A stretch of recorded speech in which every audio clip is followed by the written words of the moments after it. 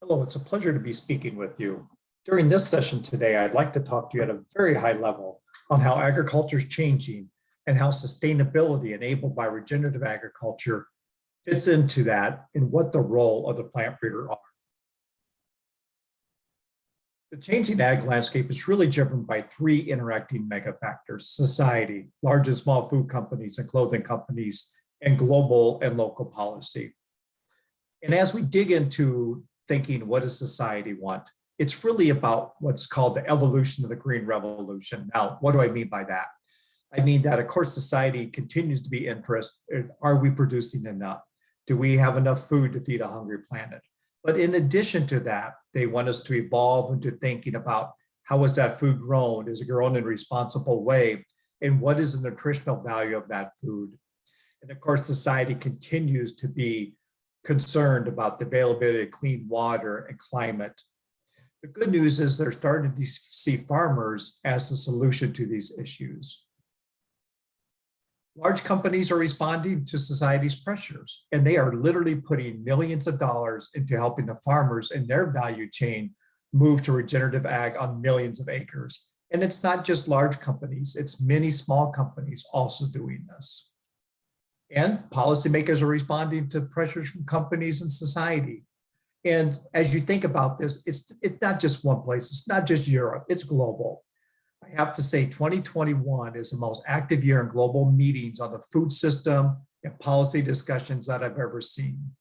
And there are billions of dollars, for example, coming from the USDA to enable regenerative ag principles. We truly are at an inflection point as we think about global policy in this space. And so where are the farmers in all this? Well, at the same time when they're trying to understand all these external landscape pressures, they're asking themselves the same question they've always asked themselves. And they're thinking about low margins, they're thinking about profitability, they're thinking about weather extremes, they're thinking about potential regulations, all of which make this even harder. They're starting to become much more aware of the soil loss, soil degradation, and they're concerned about water. Do they have enough water for their livestock? Do they have enough water for their crops? And is their water clean enough for their children? Just like everybody else, they want clean and healthy food and water for their children. And they want to be good stewards of the land. And so many of the farmers are really starting to think about and see regenerative ag principles as a possible path forward. They're curious about, they're wondering, is this for me? So where do plant breeders fit in all this? Well, we must focus on farmer needs. That has to be our first responsibility. We have to think about how our solutions enable what they need on the farm. But we also must interact, listen, and learn from society, companies, policymakers, so we can co-evolve and think about how to create this green revolution that is economically and fair and viable for the farmer. One way we can think about this as plant breeding is to think about on-farm sustainability. And I can tell you from the Corteva side, business and sustainability is not an or, it's an and. Sustainability is not something that's nice to do, it's a must do. And if we know if we do not do it, we will not have a business in the future that is relevant. And our internal innovation is guided by sustainability goals tied back to United Nations goals. So as plant breeders, we really need to start to think about how our varieties lead to sustainable cropping systems on the farm. And how will we do that? We'll think about breeding crops that reduce risk, increase resilience over seasons. We'll do that by creating these healthy agricultural systems. We'll think about soil health and soil function because it is so important to not only on-farm profitability and productivity, but to ecosystem services and the needs of society. And we continue to have an issue with soils, and it's not just somewhere over there. It's where you live. In the Midwest, there are Iowa has lost over 60% of its topsoil since 1850. We continue to lose topsoil in other areas. I have to say that farmers are doing many things right. They are improving their practices, they're improving their tillage practices, but we're still seeing losses and we're still seeing some issues. So what is one path forward? Many people are thinking about, being curious about, wondering about regenerative agricultural principles. And there are many definitions for regenerative agriculture, but this is the one Corteva is using.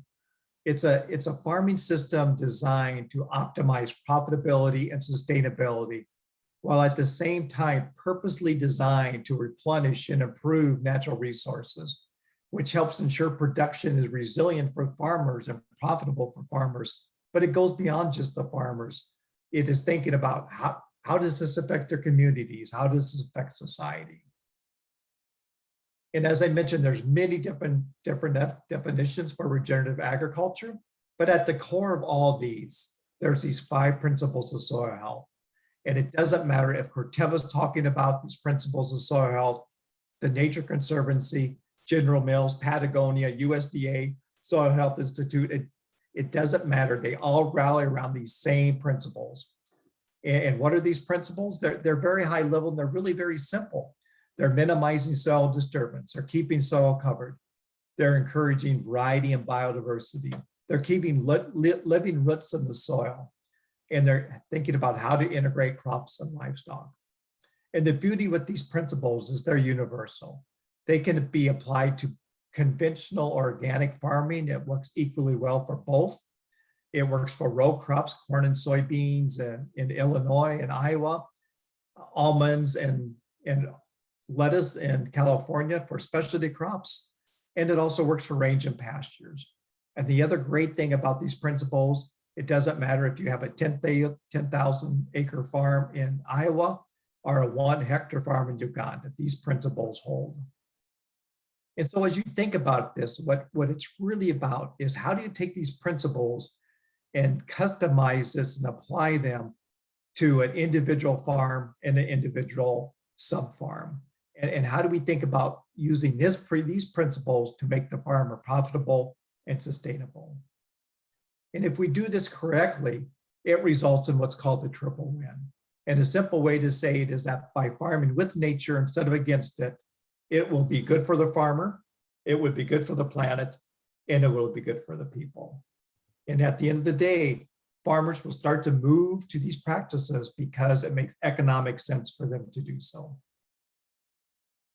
With regenerative agriculture, the driver is still really coming from the crops and the varieties that we breed for the farmers. But it's crops across all the seasons. And as a farmer starts to use regenerative ag principles in the ecosystem, the soil becomes healthier. It provides many benefits back to the farming system.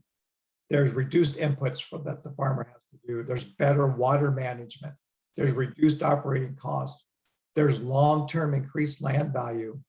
And there's these ecosystem services, clean water, carbon sequestration, biodiversity, which of course are good for the planet and society, but they also provide money back to the farm in the form of credits and incentives and make the farm much more resilient and efficient over seasons. And as plant breeders, we must think about more than just plant productivity. We need to think about how the crops we breed affect things like water quality, human health, climate, and how that interacts with changing management strategies that the farmers are doing or thinking about doing, and how this leads to outcomes to key properties that we know we need. To do this, we must change our thinking. We must start to think more like an ecologist or agroecologist and have that mindset. Of course, we need to continue to think at the organism level. We need to think about individual plants, how our genetics perform in a population. How does that 40-acre field of corn perform for the farmer? But we must, in addition to that, we must also think about how do we put these in the context of the community? How do we think about this, not just in one season, but across seasons? Not just one crop, but cover crops, crop rotations, management practices. And not just think about that farm, but how do we think about the ecosystem and that farm is part of, that watershed that the farm is part of. And this is difficult to do because we've all been trained to have this reductionist approach. Many times we fail to understand that these cropping systems are communities And if we do that, we lose the ability to really take advantage of that community level emergent qualities that we're all looking for. So bottom line, the plant breeders just cannot focus on one crop, one season. It must be done in the context of this larger system. The interaction between crop and the ecosystem it's being grown in is amazingly complex, and we have so much we need to learn. I was really struck by the reflections of Tom Hogemeyer as he talked about this. He said, for me, it reminds him of the 1950s when people would go into the open pollinated corn, choose the big ears and say, these are the winners for next year, and plant them and be disappointed the ears weren't big next year, right?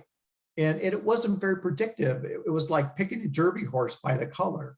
And why wasn't it predictive?